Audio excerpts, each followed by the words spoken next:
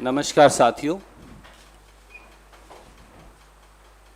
Akhil Bharatiya Congress committee की इस विशेष पत्रकार वार्ता का आयोजन गमगीन और दुख के माहौल में किया जा रहा है, जब देश के अन्नदाता को और कानून को कुचला जा रहा है। मैं अनुरोध करूंगा आदरणीय श्री राहुल गांधी जी से कि वो आपके समक्ष अपनी बात आज रखेंगे। आदरणीय राहुल गांधी जी।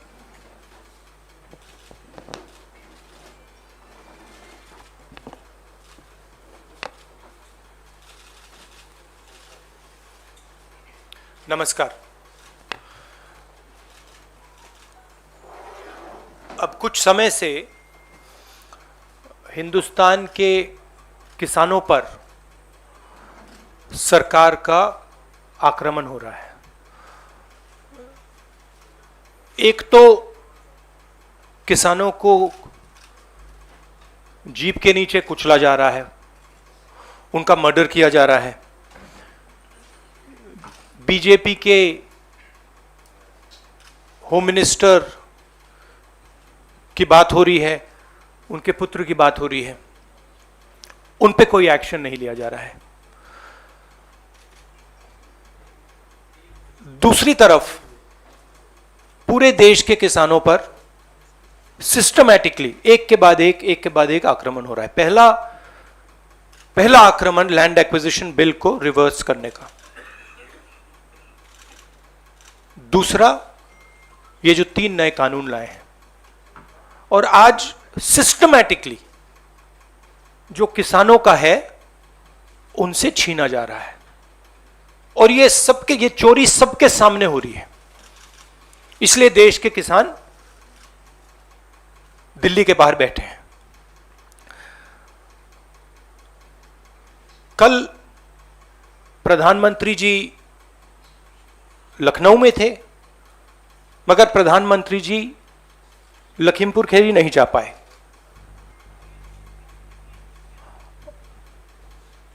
पोस्टमार्टम ठीक से नहीं किया जा रहा है और सिस्टमैटिकली जो भी कुछ कहे उसको बंद किया जा रहा है। आज 2 चीफ मिनिस्टर्स के साथ हम लखनऊ जाने की कोशिश करेंगे, लखीमपुर खीरी जाने की कोशिश करेंगे, उन परिवारों से मिलने की कोशिश करेंगे। बताइए। शुक्रिया। We'll have one by one. We'll start with PTI Sanjeev Singh. Yes, sir, I have noted. This is please be clear. This is a press conference about the farmers issue and the murder that has taken place in Uttar Pradesh. I would recommend that you don't try and distract that. I'm here to speak on that issue. I'm not going to get involved in that. If you are interested in asking a question about the farmers, you're welcome to do so.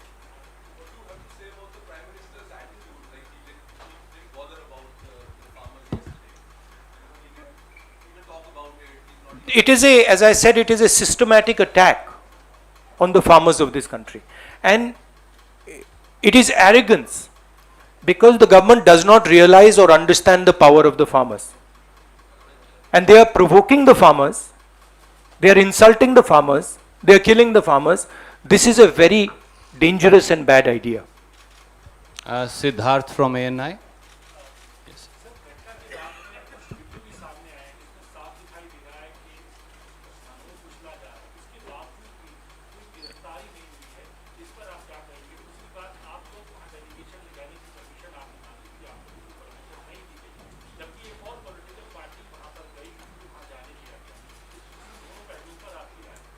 हमने उसके बारे में चिट्ठी लिखी है। हम 3 लोग जा रहे हैं। सेक्शन 144 5 लोगों को रोकता है, 3 लोग सेक्शन 144 में जा सकते हैं, तो हमने उनको चिट्ठी लिख दी है। ये जो यूपी में हो रहा है, किसानों को मारा जा रहा है, मगर इससे पहले हाथरस में भी हुआ था और उनके एक एमएलए ने भी रेप किया था। तो ये सिस्टमैटिकली ये एक नई तरीके की राजनीति हो रही है उत्तर प्रदेश में। क्रिमिनल्स जो भी करना चाहते हैं कर सकते हैं, चाहे वो बलात्कार हो, किसानों का खून हो, और जो मारते हैं, जो रेप करते हैं वो जेल के बाहर होते हैं, और जो मरते हैं वो जेल के अंदर जाते हैं। Thank you sir. Ashish from ABP.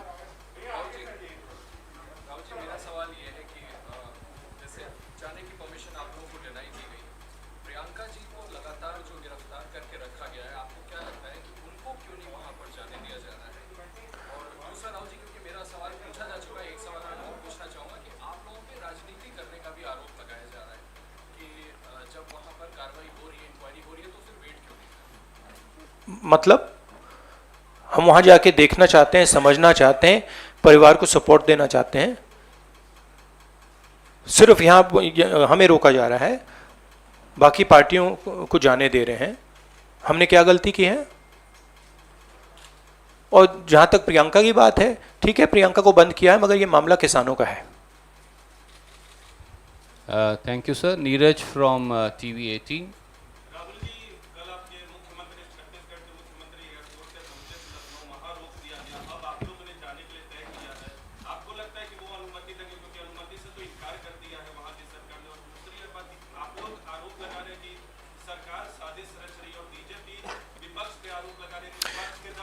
देखिए, ये मैं आपको थोड़ा समझा देता हूं।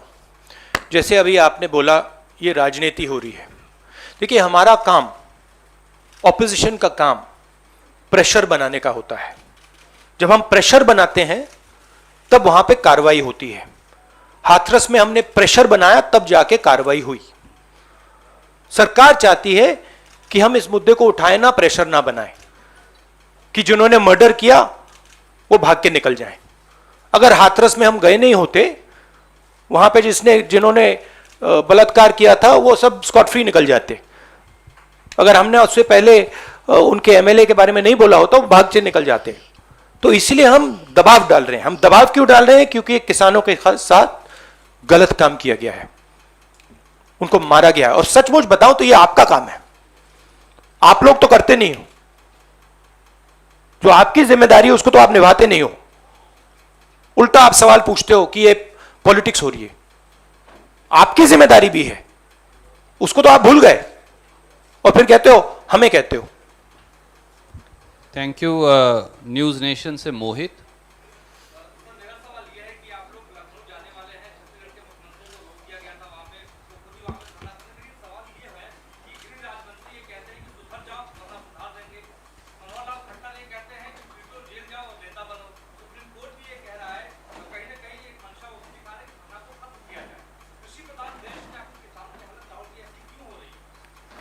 क्योंकि देश का जो ढांचा है, इंस्टीट्यूशनल जो स्ट्रक्चर है, उसको बीजेपी आरएसएस ने काबू कर लिया है। और ये सिर्फ मीडिया की बात नहीं है। आप जानते हो मीडिया को किस प्रकार से कंट्रोल किया जाता है। इसी प्रकार से हिंदुस्तान के सब इंस्टीट्यूशंस को कंट्रोल किया गया है। सिंपल सा आंसर है। Thank you sir. NDTV. Dictatorship, देखिए यहां पे जो डेमोक्रेसी हुआ करती थी, आज हिंदुस्तान में डिक्टेटरशिप है। सीधी सी बात है। राजनेता उत्तर प्रदेश में नहीं जा सकते। कल से हमें कहा जा रहा है कि भैया आप उत्तर प्रदेश नहीं जा सकते। छत्तीसगढ़ के चीफ मिनिस्टर जाते हैं, किसानों से मिलने जाते हैं, उनको कहा जाता है सेक्शन 144। ये कहते हैं मैं तो अकेला हूं, 144 कैसे लागू होगा? कोई जवाब नहीं। अब डिक्टेटरशिप किस बात की है? क्यों डिक्टेटरशिप? क्योंकि भयंकर चोरी हो रही है। जो स्मॉल मीडियम बिजनेसेस हैं, छोटे व्यापारी हैं, उनसे चोरी हो रही है। किसान हैं, उनसे चोरी हो रही है। और जो आम जनता है, उनके जेब में से चोरी हो रही है। पेट्रोल डीजल के दाम बढ़ते जाते हैं, और जो हिंदुस्तान की आवाज है उसको कुचला जा रहा है। Sunil from I just want to, while this is all deplorable and condemnable, the sad narrative that is being built is one of, some Naxalites, leftist influence. Another narrative is being built that, the windscreens were broken and that is why he went. And then you have that Home Minister's son saying that he was not there, not present there. It is their car, not there. How do you respond to this kind of narrative that is being built by people who are doing that? See, it is a narrative that is being built by the forces that I mentioned. It is a narrative that is built using institutions, it is built using the police, it is built using all these different structures. But what you will find is that there is a limit to this narrative.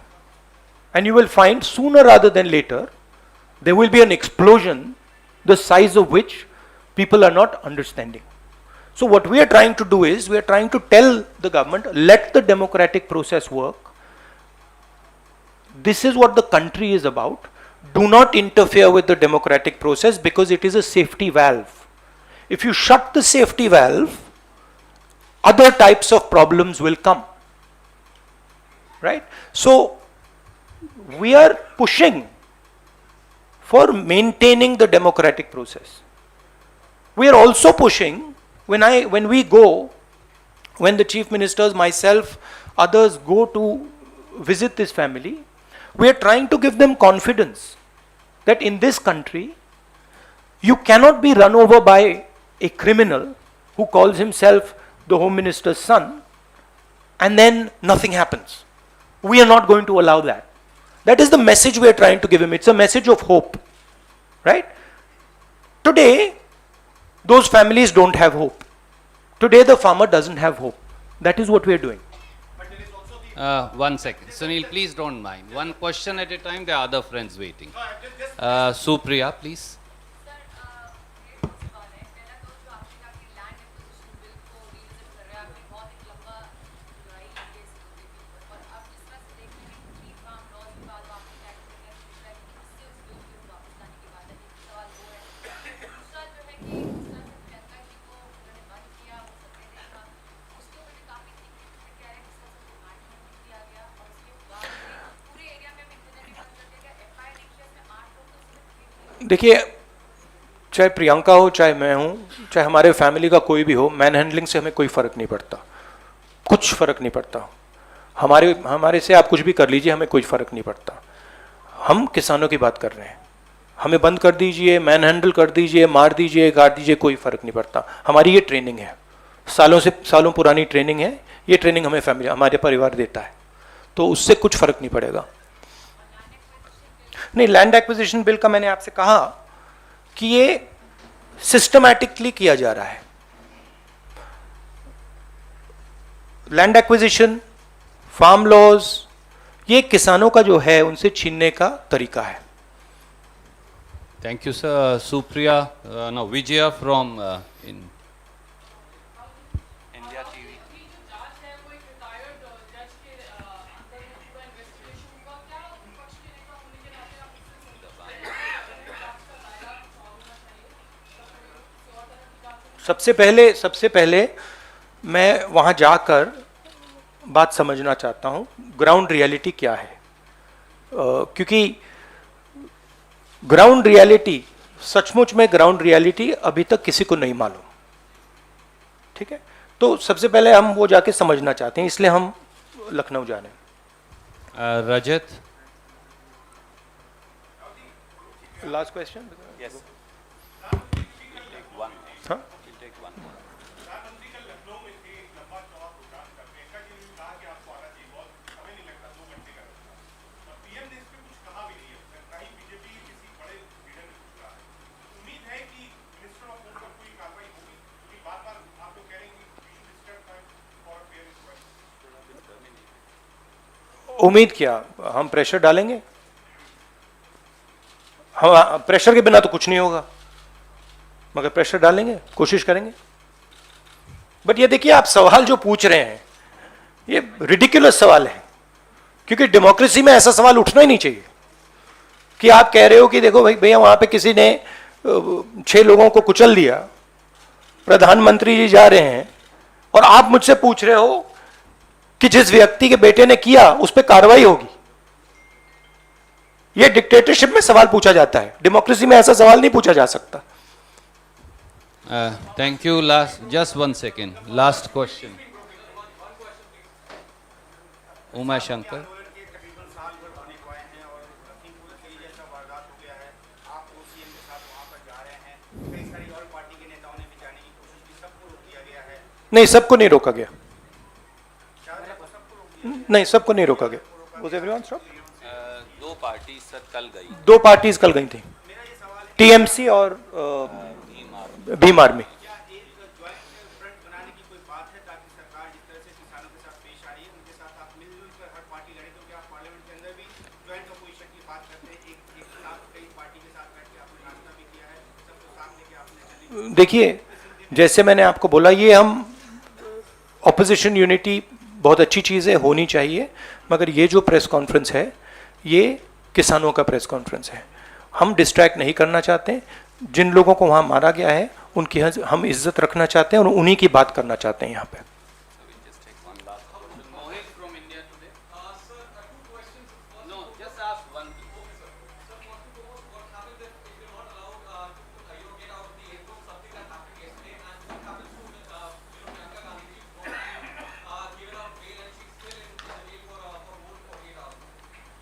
Let us see when we go there what happens.